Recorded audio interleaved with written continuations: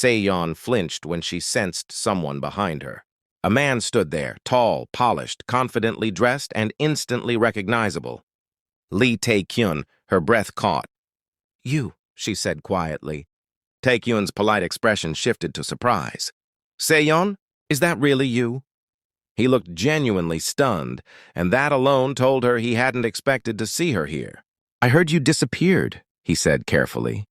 "You mean you assumed I'd never show up again?" He glanced around. A few employees nearby were pretending not to listen. "Can we talk somewhere private?" he asked in a lowered voice. "No, just a few minutes," he said.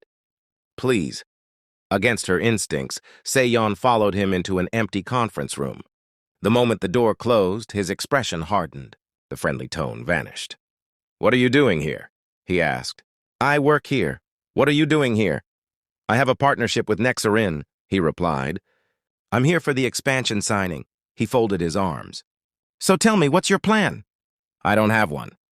"You marry the CEO and suddenly join the data team?" he said coolly. "That's not coincidence." Se-yeon met his gaze without flinching. "You can think whatever you like." He studied her, then gave a thin smile. "You're still chasing the past," he said. "After everything that happened." "You ignored safety warnings," she replied evenly. "You signed off on reports that weren't accurate." "The incident couldn't have been prevented," he said. "That's what the records say." "Because you changed them. Prove it." "I intend to." His smile faded slightly.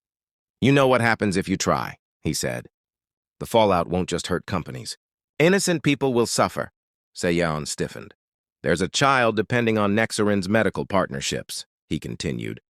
"If the deal collapses, resources disappear. Progress stalls. Is reopening old wounds worth risking someone else's future?" Her hands curled at her sides. "So here's my advice," Tae-kyun said calmly. "Step away. Let the past stay buried. Walk away quietly. And if I don't? Then questions will be asked," he said, "about your intentions, your credibility, your sudden presence in Do-jin's life. The story will become complicated." He moved toward the door, then paused. "You have until the signing next week," he added. "After that, things may become very uncomfortable." He left her alone in the room. Se-yeon sat down slowly. She had always believed that telling the truth would only bring justice. She had never considered how many people could be affected along the way, especially a 7-year-old girl who had smiled at her that morning with quiet trust. A child who had already faced more challenges than most. That night, Do-jin found Se-yeon sitting beside Yi-sol's bed. The girl was asleep, her breathing soft and steady. Se-yeon held her hand gently. The walls were covered with drawings, flowers, houses, families holding hands. All the simple things a child dreams of.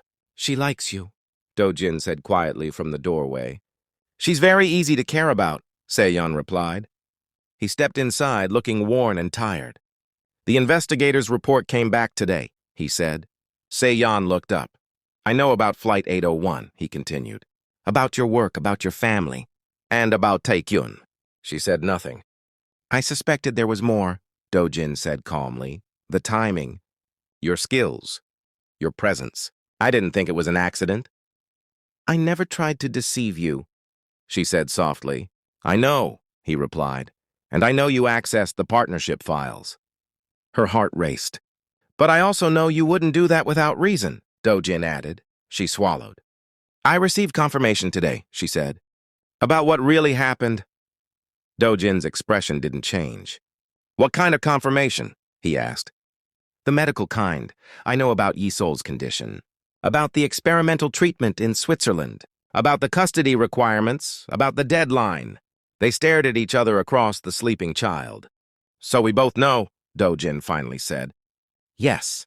You used me to get to Tae-kyun. You used me to save your daughter." A long silence stretched between them. "What now?" Do-jin asked. "I don't know. I found the evidence I needed. Real evidence, not just what I'd collected over the years. But exposing Tae-kyun means destroying your company. No company means no treatment money. No treatment money means Yi-sol dies." Do-jin looked at his daughter, his expression unreadable. "Can you live with that?" "Letting him walk free." "Can you live with not trying to save her?" Neither of them had an answer. Seoul stirred in her sleep, murmuring something neither could understand. Her small face scrunched up, then relaxed. She asked me not to leave, Seon said softly. This morning. She asked if I leave when people get sick. Her mother did. I know. She told me. She thinks it's her fault. Dojin's voice was rough. It's not. I know that. You know that? But she's 7 and dying. Logic doesn't help. They were quiet for a moment. I don't expect you to stay, Dojin finally said. After the custody hearing, after the treatment is secured, you can leave. I'll make sure you're compensated. Enough to start over somewhere new. I don't want your money. Then what do you want? Seon looked at him directly. Justice. For 284 people who died because someone cut corners. For my parents who were celebrating their anniversary. For my little brother who was only 12 years old. For all the families who were told it was pilot error when it wasn't. Even if it costs this one life? The question hung in the air, impossible to answer. Because how do you weigh one life against 284? How do you choose between justice for the dead and survival for the living? The next morning, everything got worse. Rae-in called an emergency board meeting. Seon wasn't invited, but Dojin insisted she attend. I've received disturbing information, Rae-in announced, her voice carrying across the conference room, about Seon's activities since joining our company. She pulled up security footage on the large screen. Seon accessing financial files, downloading documents, searching for specific contracts. Time-stamped, documented. Undeniable. She's been systematically accessing confidential information, partnership details, financial projections, client lists, and specifically everything related to our Dehan aviation contract. The board members looked at Seon with suspicion and anger. I can explain, Seon started. Can you? Rae-in interrupted smoothly. Because it looks like corporate espionage again, which is exactly what you were accused of 3 years ago at your previous employer. That's not what this is. Then what is it? Please enlighten us. Why does the CEO's new wife need access to confidential partnership agreements? Seon couldn't answer. Telling the truth would expose everything, her plans, her evidence, her real reasons for being there. Rae-in smiled, sensing victory. I thought so. Gentlemen, I'm calling for an immediate vote to terminate her employment and revoke all system access. No, Dojin said firmly. You're overreacting. Am I? Or am I protecting this company from someone with a documented history of corporate espionage who has been caught red-handed accessing confidential files? She had legitimate reasons. Then let her state them. Publicly, right now. All eyes turned to Seon. She looked at Dojin. He gave a barely perceptible shake of his head. Don't tell them, I can't, Seon said quietly. Can't or won't? Rae-in pressed. Because there's a difference. If you have legitimate reasons, state them. If you don't, then we all know what this really is. The trap was perfect. Seon couldn't defend herself without exposing everything. You don't have unilateral power anymore, Rae-in said to Dojin. You can't protect her from the consequences of her actions. I'm still CEO, I can override. Not in matters of security. Check the bylaws, Dojin. Security threats require unanimous board approval to override termination recommendations. I made sure of that when I bought in. Dojin's face went pale. She'd planned this perfectly. All in favor of ending Moon Seon's employment effective immediately and suspending her system access? 3 hands rose. All opposed? 2 hands, Dojin's and 1 supportive board member. The motion passes 3-2, the chairperson said coolly. Ms. Moon, security will escort you out. And as for the title Mrs. Bayek, the board still has questions about how official this marriage truly is. Seon rose calmly, keeping her composure. She glanced at Dojin, whose expression remained carefully controlled. He couldn't show emotion here, not now. As she was guided toward the door, Rae-in's voice followed her. One more thing, Dojin, Rae-in said smoothly. I've also submitted a request to the family court to review the legitimacy of your marriage.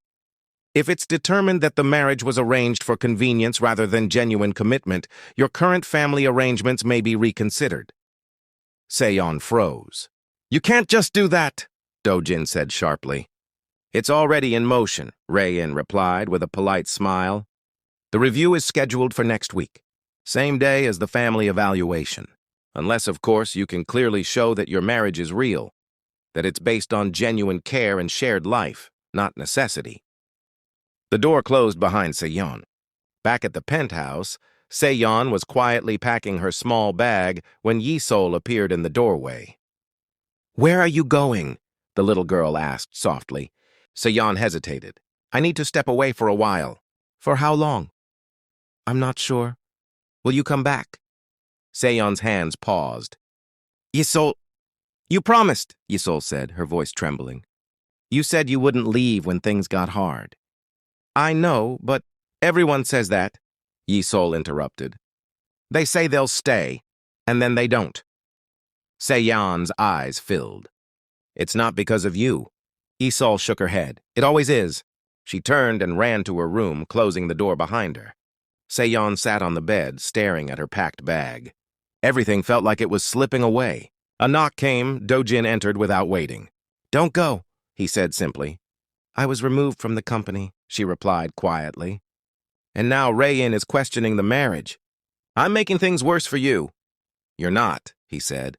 "She has too much influence now." Dojin sat beside her, the closest they'd ever been without barriers. "I received something today," he said, handing her an envelope.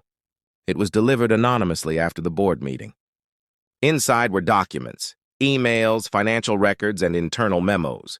Evidence showing Rayin working closely with Tae-kyun, planning control shifts, manipulating board decisions, using the marriage review as a distraction. "She's been coordinating with him for months," Dojin said.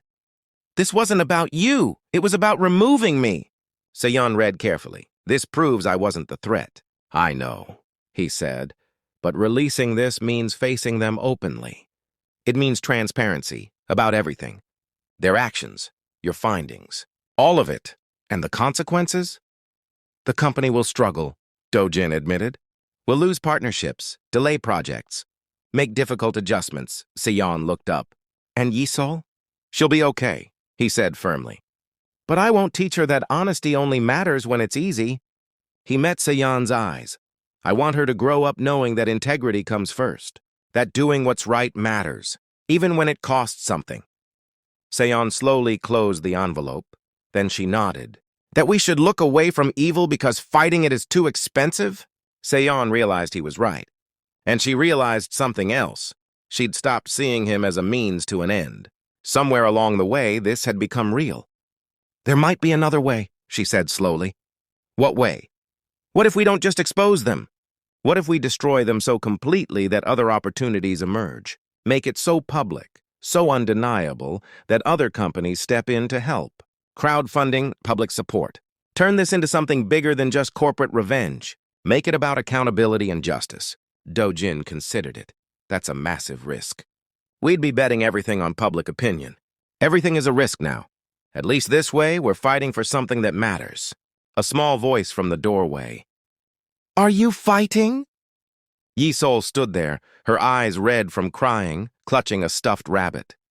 Seyon and Dojin both stood quickly. "No, sweetie," Seyon said gently. "We're planning." "Planning what?" "How to make things right. How to make sure I can stay." Yisol ran to Seyon, hugging her tightly. "You're really staying?" Seyon looked at Dojin over Yisol's head. He nodded slightly, making the decision. "Yes," Seyon said, and this time she meant it completely. "I'm really staying." "Promise?" This time, Seyon meant it with every fiber of her being. "Promise." Yisol pulled back, looking up at her. "Can we still make kimchi jjigae this weekend?" Seyon laughed, tears in her eyes. "Yes, we can still make kimchi jjigae." The next day, Seyon received a call from an unknown number. She almost didn't answer, but something made her pick up. "Seyon Moon, this is Lee Tae-kyun." Her blood ran cold. "How did you get this number?" "I have my ways. I'm calling with a final offer. My last gesture of goodwill before things get very unpleasant.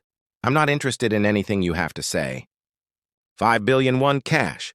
Wire transfer to any account you want, anywhere in the world. All you have to do is walk away. Divorce Dojin, drop your investigation. Disappear. Start a new life somewhere far from here. No, think about it carefully, Seyon. 5 billion won is more money than you'd see in 10 lifetimes. You get your freedom and enough money to live comfortably forever. Do-jin keeps his partnership and can afford his daughter's treatment. Everyone wins. Except your dead family, but let's be honest, they're already gone. Nothing you do will bring them back. Se-yeon's grip on the phone tightened until her knuckles went white. You're a monster.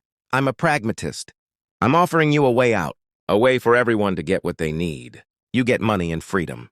Do-jin gets to save his daughter. I get to keep my reputation intact. It's simple mathematics. It's blood money. It's reality. You have 48 hours to accept. After that, things get very ugly. I have friends in the media, friends in the courts. Friends everywhere that matters. I can make your life and Do-jin's life completely unbearable. The custody hearing, I can make sure he loses. The marriage investigation, I can provide evidence of fraud. Yi-Seoul becomes a ward of the state and Do-jin loses everything. You'd destroy a dying child's life to protect yourself? I'd protect my interests using all available leverage. That child is unfortunate collateral. Her fate is in your hands now, Se-yeon. You can save her, or you can pursue your pointless vendetta. Choose wisely. He hung up before she could respond. Se-yeon sat in silence for a long time, her mind racing. 5 billion won financial security for the rest of her life. The ability to start fresh anywhere in the world.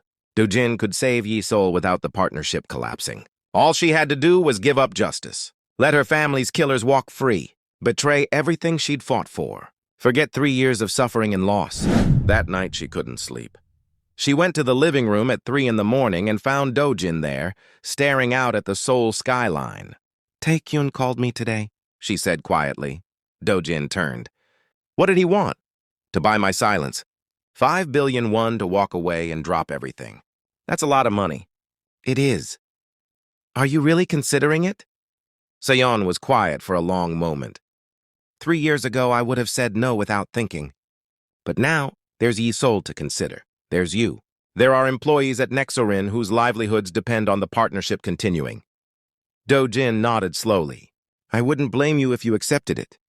You wouldn't? No, he said honestly. Because I understand difficult choices.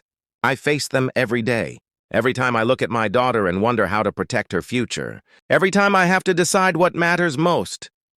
Se-yeon moved to stand beside him at the window. Seoul sparkled below them, millions of lights glowing like quiet stories unfolding all at once. What would you do? She asked. If you were in my place? He was silent for a moment. A month ago, I would have said truth comes before everything, integrity, fairness, principle. But life has a way of complicating simple answers. Sometimes you realize that protecting people matters just as much as proving a point. They stood together, neither speaking, both carrying the weight of the decision ahead. We don't have much time, Se-yeon said at last. Everything is happening at once. The partnership deadline, the family review, the investigation. It feels intentional. It is, Do-jin replied. Rae-in and Tae-kyun planned it carefully, pressure from every direction. He turned to face her fully. Whatever you decide, I'll stand by you. If you choose to walk away, I'll explain it to Yi-Seoul in a way she can understand. She's strong. She's already been through so much, Se-yeon said softly. And she's still standing, he replied. Se-yeon looked at him, not as a CEO, not as a solution, but as a person. What had started as something practical had grown into trust, respect, something steady and real. I'm not taking the money, she said quietly. Are you certain? No, she admitted. But I know I'd regret it if I didn't try. If I walked away now, I'd always wonder who else might be hurt because I stayed silent. Do-jin smiled, a genuine, unguarded smile. Then we face this together. Together, she agreed. They shook hands, and for the first time, it felt like more than an agreement. It felt like a true partnership. What they didn't know was that across the street, someone was watching. From inside a parked car, Rae-in lowered her camera, her expression calm and satisfied. She had captured images of them standing close, deep in conversation, moments that could be easily misunderstood. She had what she needed. Tomorrow she would act. And when she did, she believed everything they were building would be questioned. The press conference was scheduled for 2 p.m. By noon, media outlets from across South Korea had gathered at Nexorin headquarters. The main conference hall buzzed with energy. Cameras lined the walls. Reporters filled every seat. Quiet speculation rippled through the room. Down the hall, Seyon stood in front of a mirror, studying her reflection. Her hands trembled slightly. In 2 hours, everything could change. Her past, her future. The truth she had carried for years. A knock sounded at the door. "Seyon," Dojin said gently, "it's time." She took a steady breath, straightened her shoulders, and opened the door. Dojin stood there in a charcoal gray suit, composed and calm. Seyon wore a simple navy blue outfit, professional, understated, and chosen carefully. They exchanged a brief look. Then, together, they walked toward the future they had chosen to face, honestly and side by side.